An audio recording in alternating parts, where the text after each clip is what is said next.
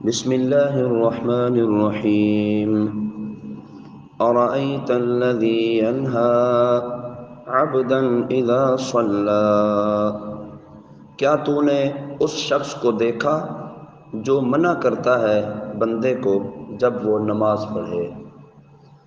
شان نزول ان آیات مبارکہ کا یہ ہے کہ یہ آیتیں ابو جہل کے بارے میں نازل ہوئیں۔ ابو جہل نے نبی کریم صلی اللہ علیہ وسلم کو نماز پڑھنے سے منع کیا اور لوگوں کو کہا تھا کہ اگر میں انہیں ایسا کرتا دیکھوں گا تو معاذ اللہ ان کی گردن پاؤں سے کچل دوں گا۔ حضور کے بارے میں کہا ابو جہل نے کہ اگر میں نے ان کو اب ایسا کرتا یعنی نماز پڑھتا دیکھا تو ان کی گردن کو اپنے پاؤں سے کچل دوں گا اور چہرہ خاک میں ملا دوں گا معاذ اللہ۔ ایک مرتبہ حضور پر نور صلی اللہ علیہ وسلم نماز پڑھ رہے تھے تو ابو جہل اسی برے ارادے سے، اسی فاسد ارادے سے قریب آیا اور حضور صلی اللہ علیہ وسلم کے جیسے ہی قریب ہوا تو اپنے ہاتھ آگے کر کے الٹے پاؤں پیچھے بھاگا۔ جیسے حضور کے قریب پہنچا تو اچانک اس کے ہاتھ آگے تھے اور وہ الٹے پاؤں پیچھے کی طرف بھاگ گیا، اور ایسے پیچھے بھاگا کہ جیسے کسی مصیبت کو روکنے کے لیے وہ اپنے ہاتھ آگے بڑھا رہا ہے، اور اس کے چہرے کا رنگ اڑ گیا، اس کے اعضاء کانپنے لگے۔ تو لوگوں نے اس سے پوچھا کہ تجھے کیا ہوا، تو گردن کچلنے گیا تھا۔ تو ابو جہل نے کہا کہ میرے اور محمد کے درمیان ایک خندق ہے جس میں آگ بھری ہوئی ہے اور دہشت ناک پرندے بازو پھیلائے ہوئے تھے۔ سرکار دو عالم اگر میں ان کے قریب جاتا تو قریب تھا کہ میں اس خندق میں گر پڑتا اور وہ پرندے جناب اپنے پروں سے مجھے نوچ ڈالتے، اس لیے ڈر کے مارے میں پیچھے بھاگا۔ تو حضور اکرم صلی اللہ علیہ وسلم نے ارشاد فرمایا اگر وہ قریب آتا تو فرشتے اس کے ہر عضو کو جدا کر ڈالتے۔ اگر ابو جہل مزید قریب ہوتا تو فرشتے اس کے ہر عضو کو جدا کر ڈالتے۔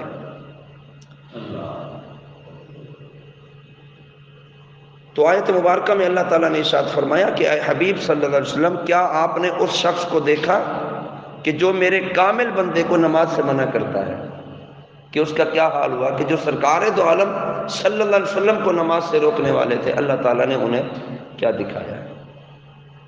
تو بعض مفسرین فرماتے ہیں کہ اس وعید میں ہر وہ شخص داخل ہے کہ جو اللہ کی اطاعت کرنے والے اور نماز پڑھنے والے کو روکے، کسی کام میں مصروف کر دے، کسی کام میں مشغول کر دے، کسی ایسے کام میں اس کو لگا دے کہ اس کی نماز ضائع ہو جائے، نماز چلی جائے۔ تو فرمایا ہر اس شخص کے لیے یہ وعید شامل ہے۔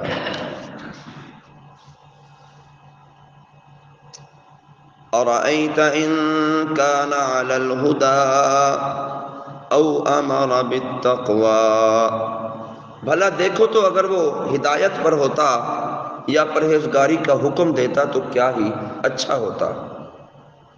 یعنی اے حبیب صلی اللہ علیہ وسلم ذرا دیکھو تو اگر نماز سے روکنے والا وہ کافر اگر ہدایت پر ہوتا اور دوسروں کو پرہیزگاری کا حکم دیتا تو وہ کتنے بلند مرتبے پر فائز ہوتا۔ چاہیے یہ تھا کہ وہ ہدایت یافتہ ہوتا، چاہیے یہ تھا کہ وہ خود پرہیزگار ہوتا، لیکن یہ کہ وہ تو نماز سے روکنے والا ہے۔ اگر ابو جہل ایمان قبول کر لیتا تو اسے یہ مرتبہ ملتے، اسے یہ مراتب ملتے کہ وہ مومن ہوتا، پھر حضور اکرم صلی اللہ علیہ وسلم کے دیدار سے صحابی بن جاتا، حضور پر نور صلی اللہ علیہ وسلم کا پیارا ہو کر اللہ کا پیارا بن جاتا، بیت اللہ شریف میں رہتا، اس لیے ایک نیکی کا ثواب 1,00,000 کا ثواب پاتا۔ وہ قوم کا سردار تھا، اس کی وجہ سے اس کے ماتحت لوگ بھی ایمان لے آتے، جس کا ثواب اس کو بھی ملتا اور ان کو بھی ثواب ملتا۔ تو فرمایا کتنا اچھا ہوتا کہ یہ پرہیزگار بن جاتا اور ہدایت یافتہ ہوتا۔ یہاں سے پتہ چلتا ہے کہ حضور اکرم صلی اللہ علیہ وسلم کو ہر دیکھنے والا صحابی نہیں بنتا۔ ابو جہل نے بھی تو دیکھا تھا، ابو لہب نے بھی تو حضور کو دیکھا تھا، یہ صحابی نہیں بنے۔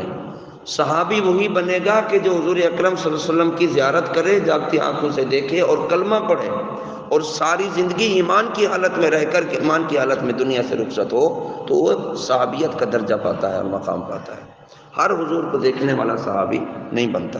تو ان آیات مبارکہ سے 3 باتیں پتہ چلی کہ گزشتہ لوگوں کی سرکشی میں غور کرنے سے بھی ہدایت نصیب ہوتی ہے، کہ وہ لوگ کتنے سرکش تھے کہ وہ نمازوں سے روکتے، وہ عبادات سے روکتے، وہ کس طرح مسلمانوں کو اہل ایمان کے دشمن ہوا کرتے تھے۔ دوسری بات یہ، نبی کریم صلی اللہ علیہ وسلم کے زمانے والوں کو ایمان کے ذریعے جو درجے نصیب ہو سکتے تھے وہ بعد والوں کے لیے ممکن نہیں ہے، کیونکہ اس وقت تو حضور کو دیکھا جاتا تھا، اب حضور صلی اللہ علیہ وسلم کو دیکھا نہیں جاتا۔ اس وقت حضور صلی اللہ علیہ وسلم کی معیت میں نمازیں پڑھی جاتی تھی، اب وہ قسمت اور وہ نصیب نہیں ہے۔ تو جو اس دور میں مرتبہ اور مقام ملا کرتا تھا، اب قیامت تک کے لیے ویسا مقام اور مرتبہ کسی کو نہیں ملے گا۔ تیسری بات، بڑا بد نصیب وہ ہے جسے اللہ تعالیٰ اچھا موقع دے اور وہ اس سے فائدہ نہ اٹھا لے۔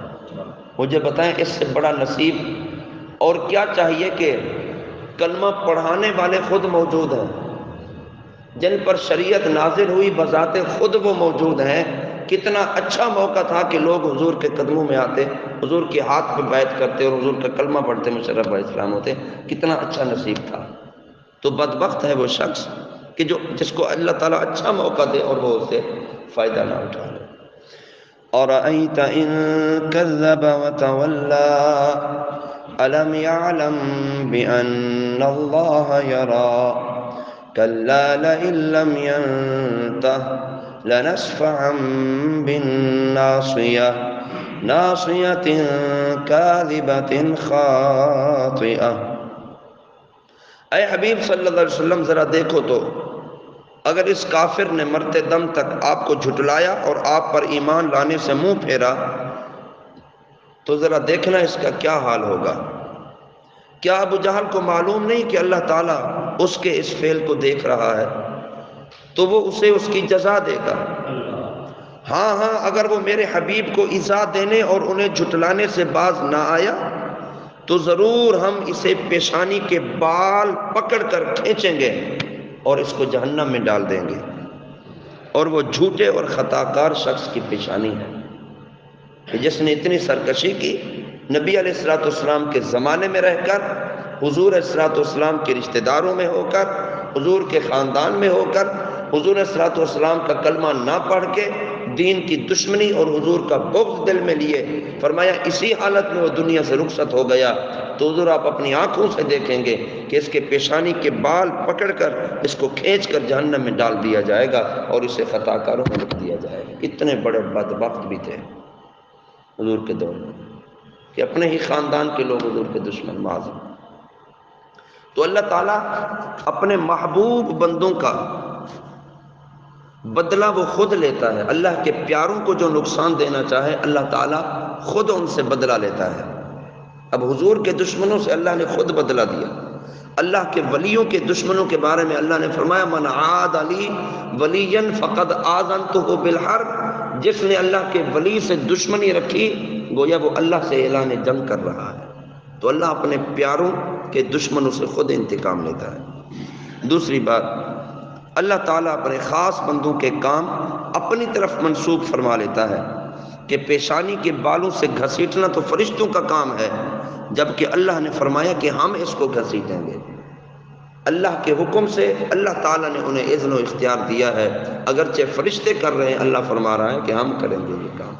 تو اللہ رب العالمین ہر خطا کار اور مجرم کو، خصوصاً سرکار دو عالم صلی اللہ علیہ وسلم کے جو دشمن ہیں، اللہ رب العالمین انہیں کڑی سزا دے گا، اس لیے کہ وہ دشمن رسول بھی ہیں، وہ دین کے غدار بھی ہیں اور دین کے دشمن بھی ہیں۔